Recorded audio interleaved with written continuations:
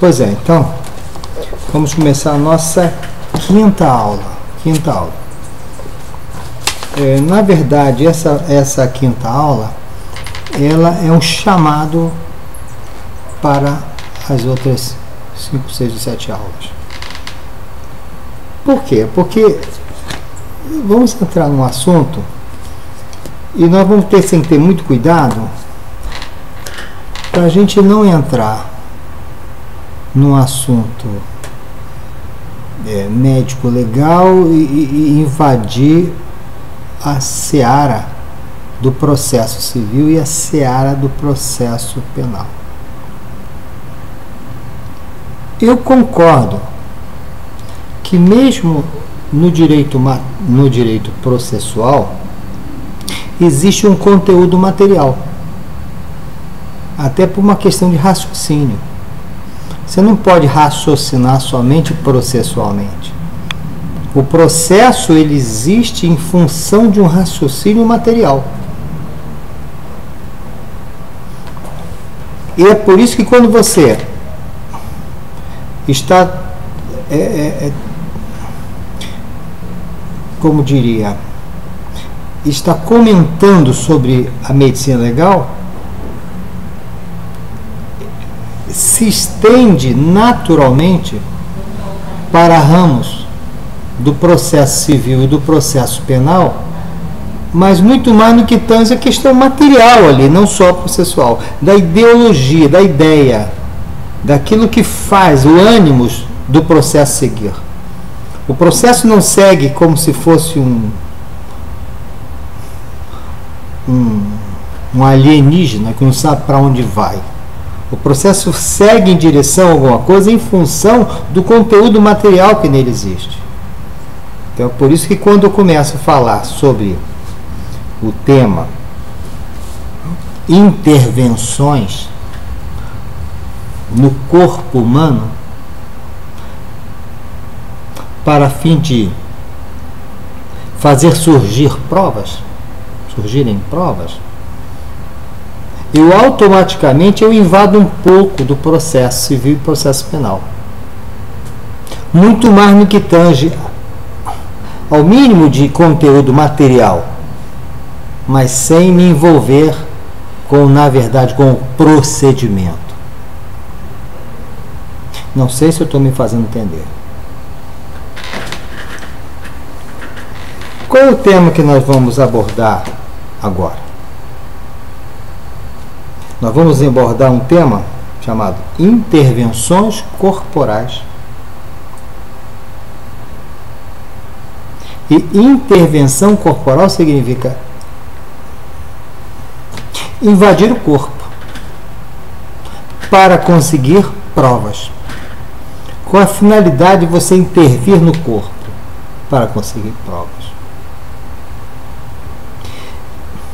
Intervir no corpo que está morto não é intervenção em pessoas. Por quê? Porque cadáver é coisa, não é pessoa, embora mereça o respeito e a dignidade, e principalmente por uma questão reflexa aos seus sucessores. Ninguém pode olhar o corpo do meu pai morto e dizer aquilo é um vagabundo. Ele ofendeu não a ele, mas a mim reflexamente. Isso está no direito civil, no que tange a responsabilidade civil. Então, ainda que haja essas limitações, mesmo que é o corpo, né, morto, as intervenções feitas no corpo, poxa, só em você abrir cabeça, pescoço, tórax, abdômen, abrir tudo, rasgar tudo, tirar tudo para saber o que aconteceu, poxa, você pode fazer isso, quem vai poder reclamar tirar um pedacinho de cabelo para fazer um exame de DNA, não é? Ou testículo lá, tirar lá um espermatozoide lá para ver qual é a série genética dele, etc. Então, nós estamos lidando, na verdade, com um problema complicado, porque são as intervenções no corpo da pessoa viva. pessoa natural viva. E o livro do Abush, ele é um livro que aborda muito bem essa questão processual penal e processual civil, à luz do direito penal e do direito processual penal. Esse é um livro legal que eu recomendo para vocês.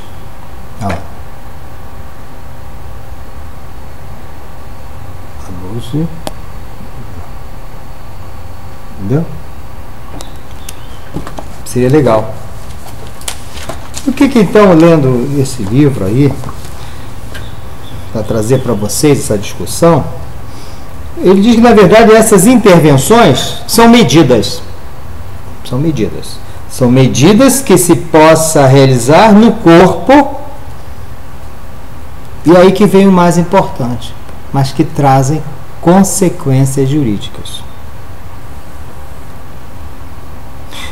Ora, se no meio do processo eu preciso saber se esta pessoa é ou não o pai de uma criança,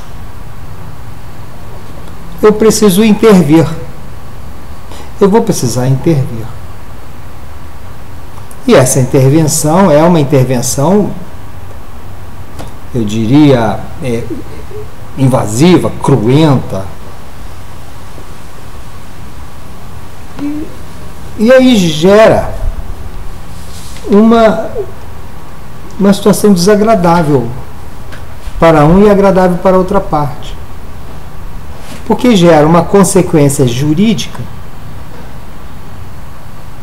Consequência jurídica esta que para um nasce uma obrigação e para o outro nasce um direito.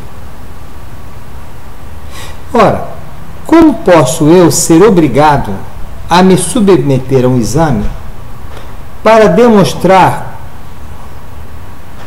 coisas que eu não quero demonstrar na minha individualidade? Essas intervenções seriam, portanto, endoprocessuais. Está correndo uma ação, por exemplo, vocês já estão sabendo que eu estou falando da paternidade, e no meio, em determinado momento do processo, ou na própria contestação, lógico, aquele apontado pelo sujeito ativo da demanda, ele diz: olha, desculpa, eu não sou o pai. Quando ele fala: epa, eu não sou o pai, o juiz, olhando aquilo, diz: espera aí, para tudo. Vamos primeiro responder essas questões, porque essa é uma questão prejudicial, porque se eu não responder essa questão, se esse sujeito é ou não o pai, qual é o sentido do resto da ação? Se ele não é o pai, perdeu-se o objeto. Discutindo o quê? Paternidade, quem não é pai? Então é preciso que eu submeta esse sujeito a um exame de paternidade. E esses exames é o que vão definir. Então eu suspendo o progredir desse processo que eu chamo de principal e surge aí uma questão prejudicial a ser resolvida. Depois de resolvida, essa decisão interlocutória servirá, portanto, como base para a continuação do processo, até a sentença final. A questão não é tão simples assim. Tanto não é tão simples assim, que até hoje não há assim uma concordância entre os tribunais. Eu diria, entre os juízes e entre os desembargadores, ministros também. Que embora o tribunal tenha uma decisão pela maioria, existe uma minoria que ainda vai poder expor seus pensamentos ao longo de muito tempo, o que torna decisões não unânimes, abrindo espaços a embargos infringentes. Ou seja, a briga continua. Se você for ver, a Constituição Federal, ela não, em nenhum momento, ela tece comentários sobre isso, sobre intervenções corporais. Não há na Constituição nenhum artigo que possa sugerir a ideia de que a Constituição permita, quem sabe, talvez, a intervenção no corpo.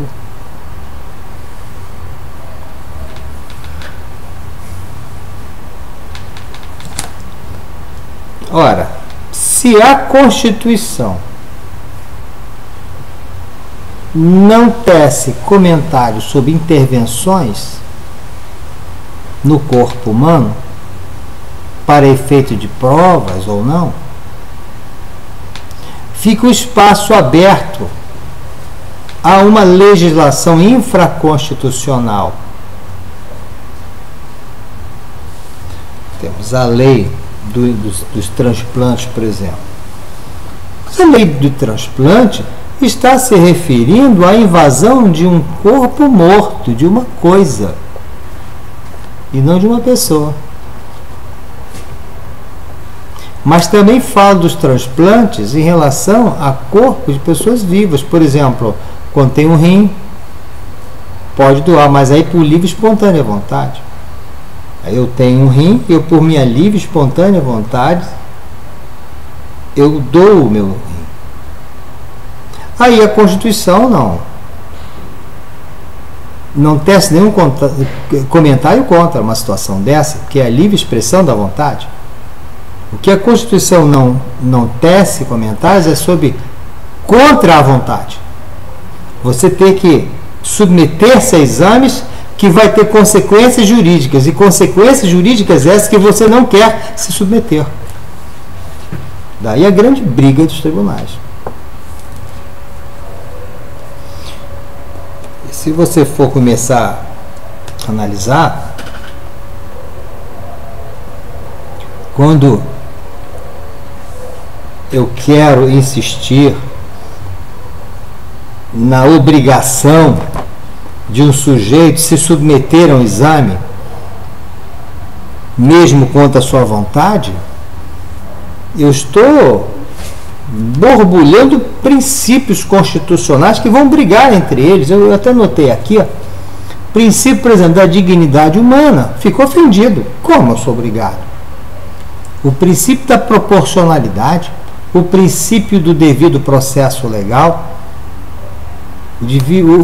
a intimidade que deve ser preservada, e é um direito essa preservação, a integridade física que deve ser preservada, e é um direito a essa preservação, a integridade psíquica, o direito à paz, o direito à felicidade, o direito a se reconhecer a si próprio e se permitir a si próprio, são inerentes e se trançam com o direito à dignidade humana.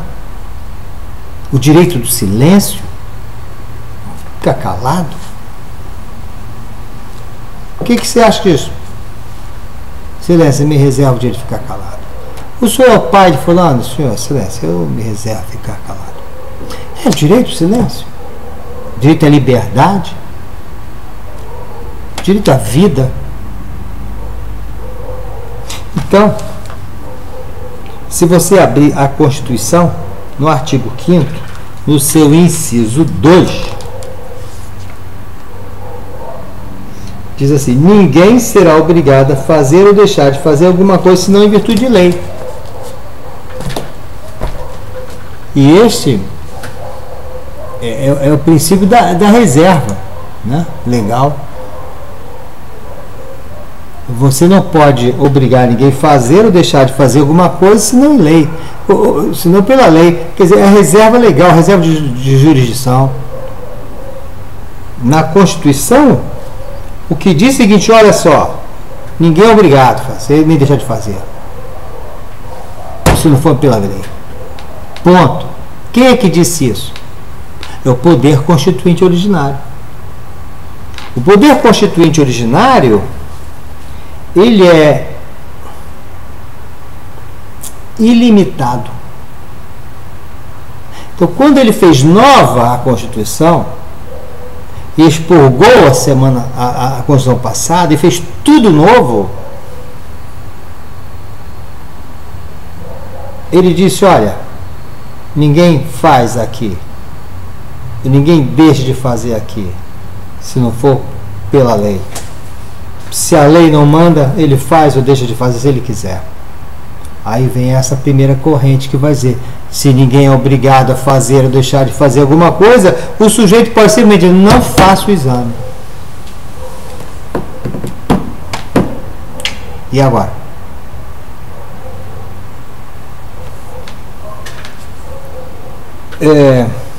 E mais, aí vem a questão do silêncio, né? É o artigo 5º, inciso 10. Cadê o 10? Cadê o 10? Tiraram 10. Minha Constituição não tem o inciso 10. Tem sim, está aqui. São invioláveis a intimidade, a vida privada, a honra e a imagem das pessoas, assegurado o direito de indenização por dano moral, tal, parará, tarará, tarará, tá, né? E aí, ele diz que essa intimidade é inviolável. Quer dizer, se essa intimidade é inviolável, ninguém vai violar o meu corpo para buscar nas minhas intimidades o que eu sou, o que eu deixo de ser. Se eu sou pai, se eu não sou isso, aquilo. E aí temos também, no inciso 63, que diz assim, o preso será informado de seus direitos, entre os quais o de permanecer calado. Isso aqui não é limitado único exclusivamente ao preso. Pode ser o indiciado, né? Pode ser o acusado. Ele diz, ó, calado, não quero falar nada, silêncio. Se tem esse direito ao silêncio, é uma forma que ele tem de não se manifestar. E quando ele se permite fazer um tipo de exame invasivo, ele está de uma maneira falando alguma coisa. Eu tenho direito de ficar silenciado. Por isso, eu não me permito ser examinado. Olha a questão crucial. Porque se a Constituição disse que ninguém é obrigado a fazer ou deixar de fazer alguma coisa, se não em virtude de lei, ele garantiu ao máximo ao sujeito de si mesmo falar, não vou ser submetido a exame. Porque o poder constituinte originário, ele é ilimitado. Ele faz tudo novo, sem limitações, sem dependências do passado. Tudo é novo, por isso é ilimitado. Ele é inicial. Parece meu filho, sem limites. Então, se é ilimitado, gente, quem somos nós, pequenos mortais, para passar por cima da Constituição e dizer, é limitado, mas aqui você vai ter que fazer exame sim? Qual seria o efeito jurídico de um exame forçado? Ou exame obrigado?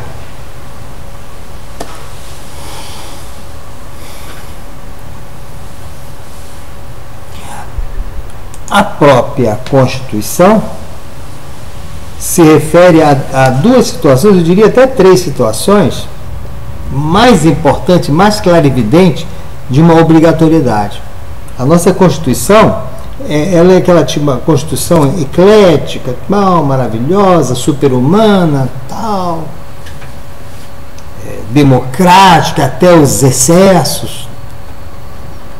Mas, embora seja uma Constituição altamente democrática, alguma coisa ela minimiza isso, mitiga isso. A primeira é quanto ao voto. Eu acho que está no artigo 14, né? Não é esse 14? Nacionalidade, tal, 12 nacionalidade, 13, 14. Dos direitos políticos, né? Lá no inciso 14, Olha só, artigo 14. A soberania popular será exercida pelo sufrágio universal e pelo voto direto e secreto, com valor igual para todos, e nos termos da lei mediante plebiscito, referendo e iniciativa popular. Parágrafo 1º. O alistamento eleitoral e o voto são obrigatórios para os maiores de 18 anos. Obrigatórios. Aqui a Constituição, o poder constitucional diz o seguinte: olha, eu sou muito bacaninha, mas isso não. Isso você é obrigado a fazer. Voto, o alistamento eleitoral é obrigatório. Tem outro que é obrigatório. Não sei se você vai se lembrar.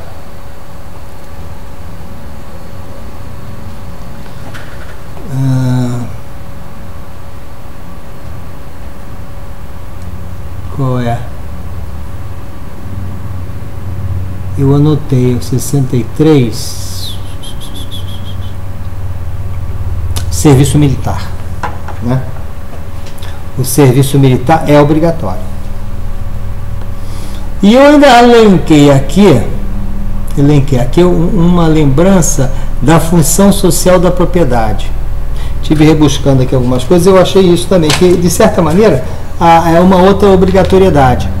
É a função social da propriedade. Você tem que dar função social. Se você não, você perde a propriedade. Perde a propriedade.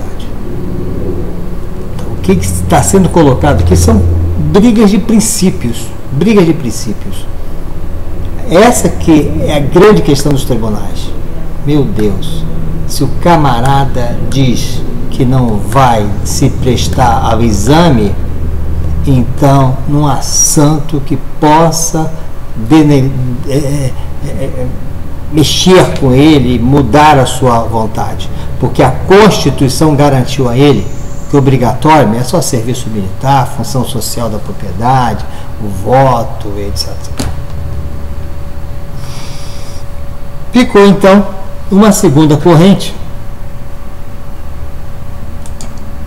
que diz assim: olha, nós entendemos que realmente a Constituição, essa é a segunda corrente, a Constituição realmente veda fazer ou deixar de fazer alguma coisa se não for em virtude de lei. Mas a minha preocupação aqui, essa corrente, segunda corrente falando, é o seguinte: e o interesse da criança? Do direito de saber quem é o seu pai, quem é a sua mãe, quem é a sua família de sangue. E o direito dessa criança renegada como filha a herança. Isso porque existe o efeito Sazini. O efeito Sazini é o seguinte: a pessoa, quando morre, transfere-se de plano, de imediato, sem nenhum hiato de tempo, as suas propriedades para os seus herdeiros, sucessores. Quer dizer, eu estou aqui no Japão, meu pai morreu lá na Áustria, quando ele acabou de morrer eu já sou dono de tudo. Eu nem sabia que agora sou dono de tudo, porque eu sou herdeiro. E se ele não tiver reconhecido a mim como filho, não sou dono de nada. Muda pra caramba, não muda? Muda muito. Então, e o direito da criança, então? E o direito de herança? Direito de sucessão? Por isso que nessa segunda corrente ele diz: não, vai ter que ser submetido ao exame, sim, porque você tem algum direito, e nós aqui do outro lado também temos, a criança também tem direito, sucessores têm direitos. E faz sentido. Não só a criança que tem esse interesse, mas também o interesse público. Por exemplo, no caso da embriaguez no trânsito, né? Uma corrente diz: ninguém é obrigado a deixar de fazer alguma coisa, senão desligamos a lei. Pá, acabou. Mas o cara estava embriagado. Eu preciso provar que ele estava embriagado. Eu tenho que colher o exame de sangue, nem que seja um bafômetro, eu tenho que ter. Ah, mas ele não quer. Ninguém é obrigado a fazer, deixar de fazer alguma coisa seguindo de acordo com a lei e tal. Não é bem assim, o interesse público.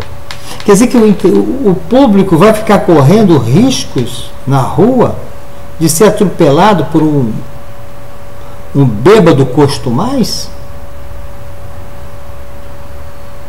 Não é não? Quer dizer, o cara bebe todo dia. O cara viu que vai atropela um, atropela outro. Sai da cadeia, volta de novo, atropela de novo. Esse homem é perigoso. Será que ele não é obrigado a se submeter para que ele seja punido pela embriaguez? Então, de um lado, a primeira corrente diz, ninguém é obrigado a fazer e deixar de fazer alguma coisa, ninguém é obrigado a apresentar provas contra si mesmo, e etc, etc. O outro lado diz, peraí, mas há o interesse da criança de saber quem é o pai. Peraí, há o interesse público em se proteger de perigos. E foi nesta briga que já aconteceram alguns julgados que trouxeram uma solução ainda que transitória. Ainda não é uma solução definitiva. Nessas soluções que nas outras aulas eu vou mostrar, os tribunais passam a entender o seguinte, peraí, se ele não quer provar que não é o pai, ele assume o risco de ser. Quando eu nego o exame de sangue ou o exame de DNA, eu estou querendo dizer o seguinte, olha, eu não quero dizer se eu sou ou não o pai. Se eu não quero dizer, eu assumo a possibilidade de o ser. Presume-se, portanto, de que aquele que nega o exame é porque, na verdade, tem a esconder o fato de ser o pai. Por isso passa a ser presuntivo. Não vai dar o sangue do DNA, então vamos considerá-lo a priori que você seja o pai e assume a responsabilidade de pai. Não, mas eu não sou, então prova. Inverte uma situação. Você estava embriagado ou não? Não, estou embriagado. Eu embriagado? Nem pensar. Eu embriagado? Então sopra aqui. Não, sopra não. Então vamos considerar que você esteja embriagado. Mas eu não estou embriagado, então sopra, cara. Inverte a situação. Então, o que é que ficou mais ou menos definido já em alguns julgados que eu vou mostrar a vocês na próxima aula, né?